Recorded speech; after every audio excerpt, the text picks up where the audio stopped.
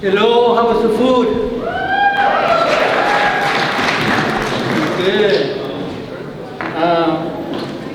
Primero quiero saludar a la gente de habla español y agradecerles por haberme invitado. Y que me disculpen, voy a estar haciendo esta presentación en inglés porque fíjense, todavía hay gente que no han aprendido el español. No sé de qué se trata eso.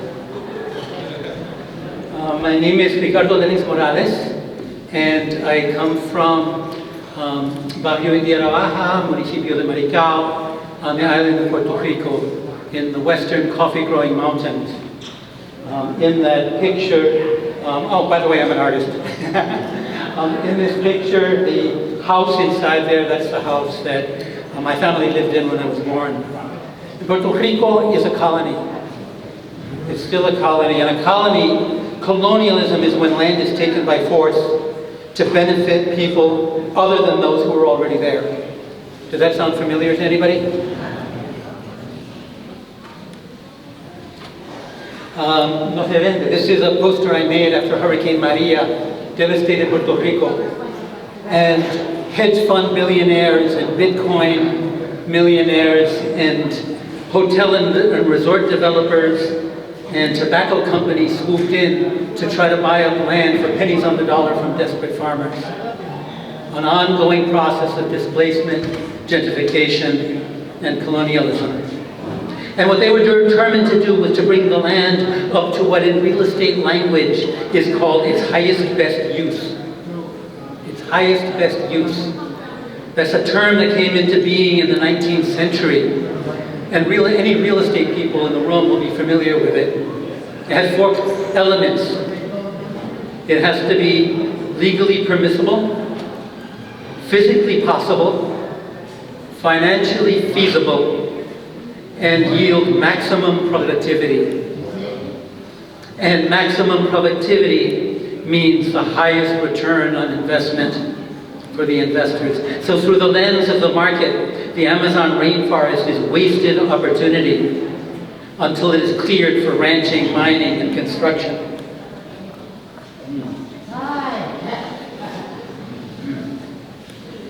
So the land acknowledgement that we heard, that refers to the time specifically of the Dakota removal, the forced removal of the Dakota people, which was done in order to, at that time, impose the highest best use for that land in the minds of those who did the displacing.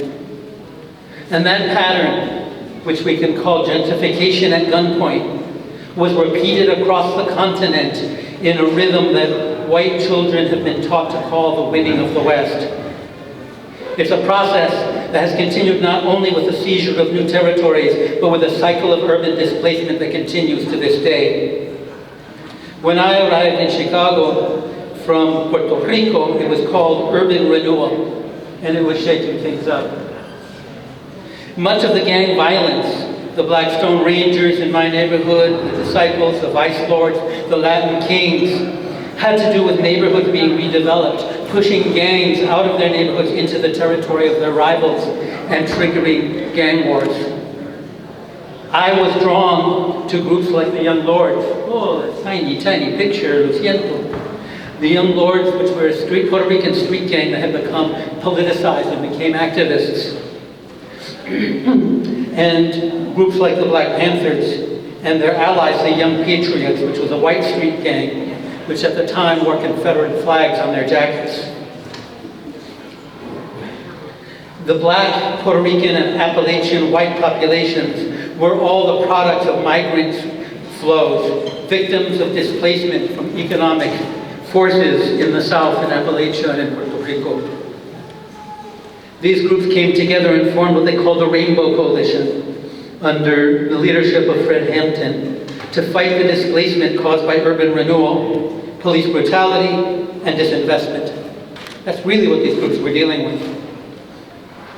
Some of the Puerto Ricans who formed the Young Lords were from families whose families had been forced to move 6, 7, or 8 times in a short period, staying just ahead of the bulldozers as different areas of Chicago were targeted for gentrification. And of course, there was the increased police harassment. That was one of the telltale signs that a neighborhood was targeted for urban renewal. One of the regular actions that the Rainbow Coalition used to take was protesting meetings of the Model Cities program to demand community representation. You see, the decisions that get made are made in what I call moon spaces. I want to introduce the moon spaces and the sun spaces. Moon spaces are like places like City Hall, state legislators, courtrooms, union bargaining sessions, peace treaty tables. These are all places that people get together to decide things. And I call them moon spaces because you can work by the light of the moon. But the moon does not generate light. It does not create power. That reflects the power that's created elsewhere. It reflects the power of the people. Of the people, or if it's the moon of the sun, as we'll see. So the power in those spaces comes from outside, from the streets and the schools and the workplaces and the organizations and the communities, and also from the developers' offices, law firms, private equity companies. So what happens in the moon spaces reflects the balance of power on the outside. Okay, this is being translated, dear people. I have to calm me. So, when we think about, I'm glad to see that, when we talk about that, I just was remembering that in Chicago, I live close to the Museum of Science and Industry. And they had an exhibit in there where there was a flow of water coming out of a faucet on the wall. And you could flick a switch, and it would change the light in the room. And the water would vanish. It was still there, but you couldn't see it with this different light. So the light that's in the room matters. I'm glad to see that today we have people from the moon spaces of government as well as the sun spaces of organized community. A lot of people run for office, and I know a lot of them, or become lawyers or negotiators in order to defend the interests of their community, believing that that's where power comes from. But actually, it's a place not of power, but of influence. What's visible once you get into that room changes. The light is different. People are taught about what's realistic and what that means. What is realistic given the amount of light that's beaming in from the city's financial elite, from the communities, unions, the media, and other outside sources. Anything you want to get done, and I'm sure the mayor could testify to this, you do based on the power that's coming from outside that you need to tap into. The destruction of the viejo west side fits that pattern. The decisions were made elsewhere. Among politicians, developers, and manufacturers, they told you that they had to move you because of the flooding and it would put you in harm's way. And then they built the flood wall to protect the businesses that they then moved into the space.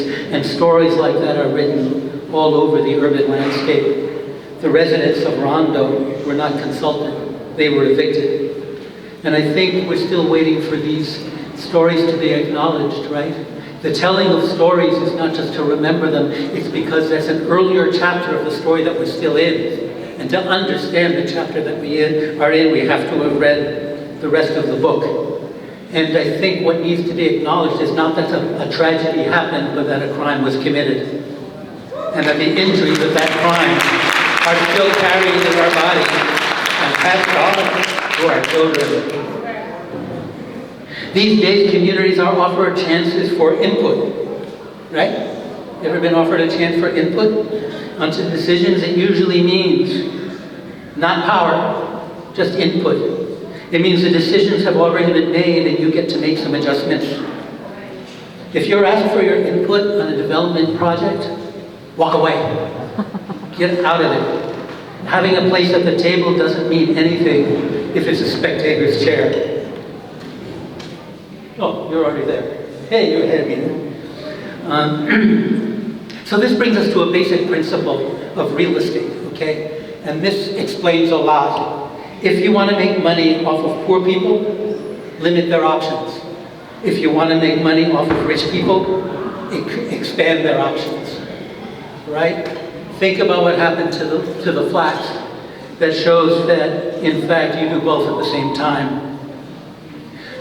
So here's from WSCO's website, in the housing section. It says, "We believe that everyone deserves to live in safe, dignified, and affordable homes without fear of displacement. We envision and work toward a West Side where everyone lives in dignity and security." Now, on the surface, most people would agree with that. But it's a vision of stability, and that makes it incompatible with the laws of the market.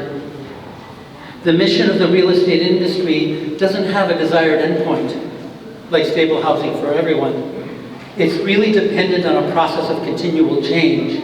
Its logic is the more transactions, the better, because the more often money changes hands, the more is extracted. And the kind of stability that comes with community ownership, for example, eliminates the slash and burn cycle of endless transactions that fuels the market. Now, I'm not saying that developers, planners, and politicians are bad people, but no matter how sincere their intentions, individuals come and go. And the system just defaults to its basic operating principle, which is to achieve the highest, best use for the land. So when the city and the political establishment makes promises, hold them to it. But there's no substitute for having your own power.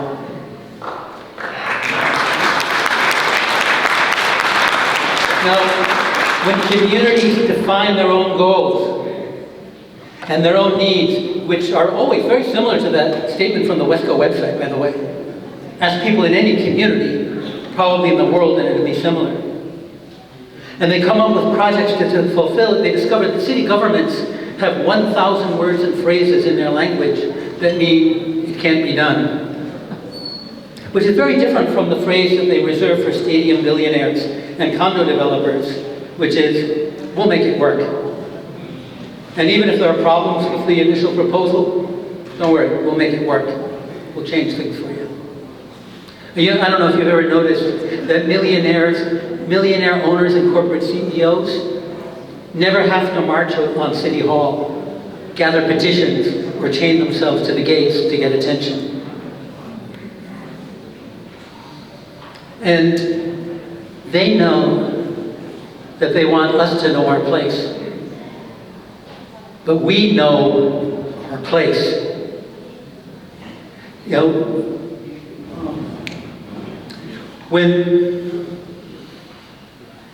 Cielo Sin Límites, you're going to hear from the inquilines, and you're going to hear from a little later in this program, and they can tell you something about it can't be done. And they can tell you something about doing it anyway. Spoiler alert.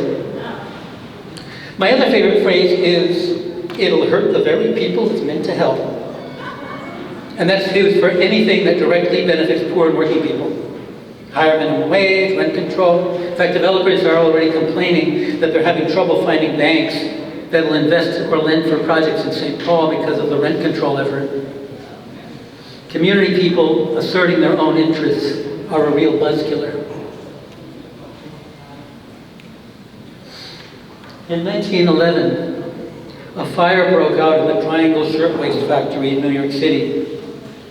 150 workers, mostly young immigrant women, lost their lives. Management had locked the doors and barred the windows to better control their workers. After the fire, there were demands for safety conditions, sprinkler systems, inspections, ventilation, and the business community united to argue that these measures would increase the cost of doing business. Factories would flee New York en masse, and it would hurt the very people it was meant to help because there would be no jobs. None of that happened. The reforms were passed. No businesses left. So don't be intimidated. They need us more than we need them. And they would prefer that we not figure that out. They're used to scaring us, and then we go, oh, no, you're right. Oh, my God, we didn't mean it. Minnesota is home to a world-renowned medical instruments industry. 100 years ago, over in Minneapolis, where I live, down by the St. Anthony Falls, there were factories, there were lumber mills and flour mills where workers were losing their limbs because the conditions were so bad and so dangerous. So some enterprising carpenters started making artificial limbs for these workers. It's a nice thing, right? Life-saving, it can change someone's life. But you notice they didn't ask, how can we clean up the mills? Right? And that's the model we're still operating under. It's, you know, what would it be like if we actually treated the harm at the source rather than the symptoms and the impacts? There was an article in this morning's Star Tribune comparing the militarized response to unhoused encampments in St. Paul and Minneapolis versus the more social service oriented process in St. Paul, which is really great to have services to help people who are unhoused, who have been displaced, who have been marginalized. But what about replacing a business model that prioritizes luxury condos?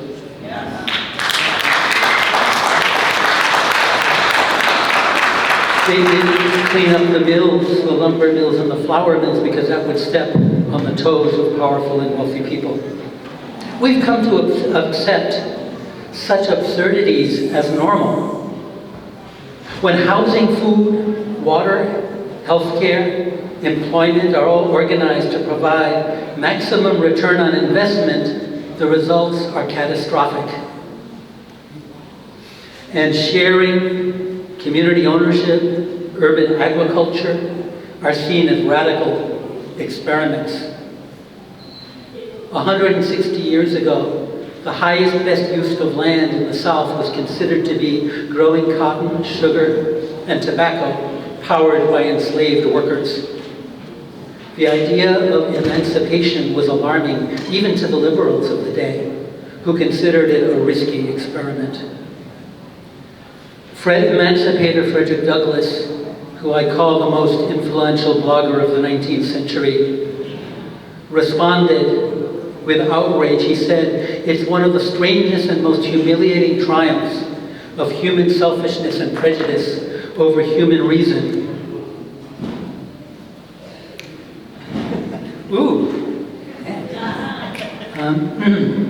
That it leads men to look upon emancipation as an experiment, instead of being, as it is, the natural order of human relations. Slavery and not freedom is the experiment. And to witness its horrible failure, we have to open our eyes not merely to the blasted soil of Virginia and other slave states, but on a whole land brought to the verge of ruin. Letting our lives be determined by bankers and investors was the experiment. And the result is a country with more than 5 times the number of vacant homes than there are homeless people. And a growing crisis, expanding crisis of evictions, while billionaires take joyrides into space. How's that working for you?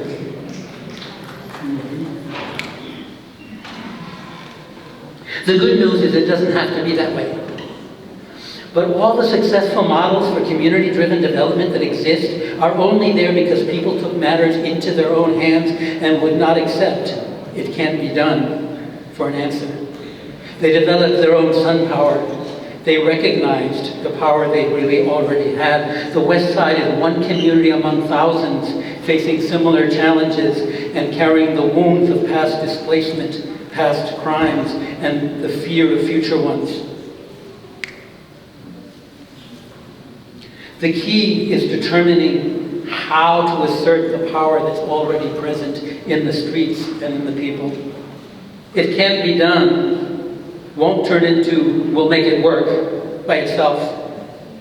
It takes a commitment to not get pushed around, not be intimidated, not believe the lies, literally not be pushed around, to learn from and teach to other communities around the country and around the world about how to design a plan based on local people's needs and dreams.